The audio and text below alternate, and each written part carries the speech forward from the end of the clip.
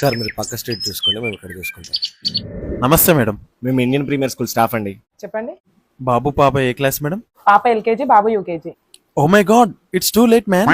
పెరుగుతున్న పాపులేషన్ కి, బయట జాబ్స్ కి ఉన్న కాంపిటీషన్ కి ఈ పాటికి మీ పిల్లలు మా ప్రీమియర్ స్కూల్ లో జాయిన్ అవ్వాల్సిందే మేడం. అవునా? మా స్కూల్లో ఫస్ట్ క్లాస్ లోనే 10th క్లాస్ ప్రిపేర్ చేస్తాం.